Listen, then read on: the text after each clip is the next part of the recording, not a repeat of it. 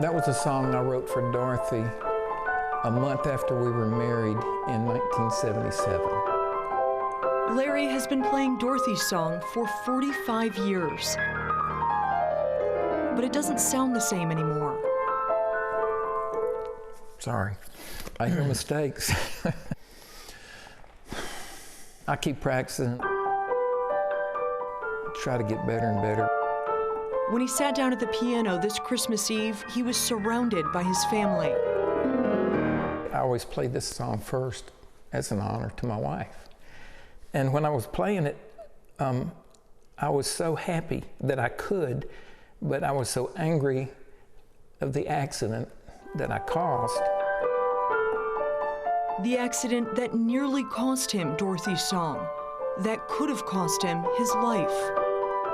I had these two forces just pounding inside my head, fighting. And it was very emotional, and tears were streaming down. My grandson came in and gave me a big hug. It meant so much. Sorry. It meant so much to be back at the piano because Larry didn't know if he could ever get there again. It's like coming home. He didn't know if he would ever get back in his shop again.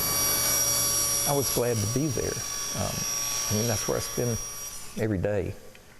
It was a little emotional, but I wanted to get right to work.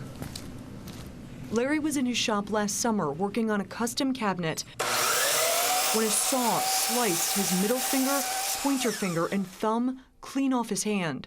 I just went into shock. I wasn't thinking correctly, you know. The first thing he thought was to call his wife, who told him he had to rush to the hospital.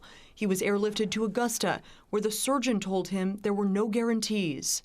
He told me how he sewed nerves together that are the size of a human hair, and he sewed many of them together.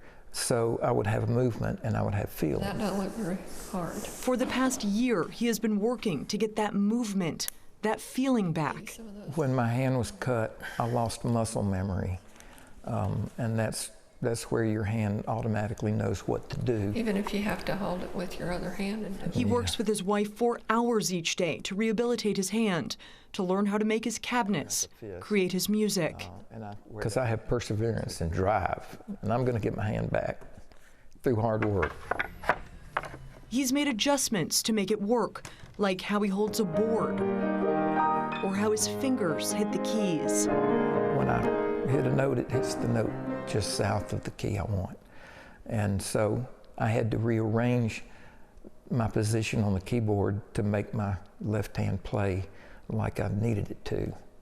And that was very complex and also very frustrating. I never counted the stitches in this. As difficult as his recovery has been, Larry knows it could have been much worse if it wasn't for his wife.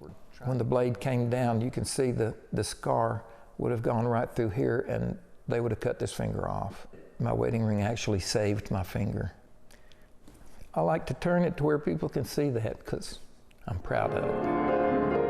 And proud of how far he's come. I've learned that I have more stamina, more determination and drive than I thought I did.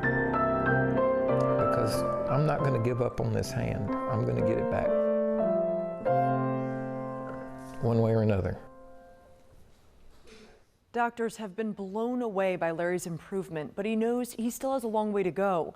When the surgeon reattached his hand, he told him it would likely take 2 years for him to fully heal. But Larry told me he's not afraid of putting in the hard work.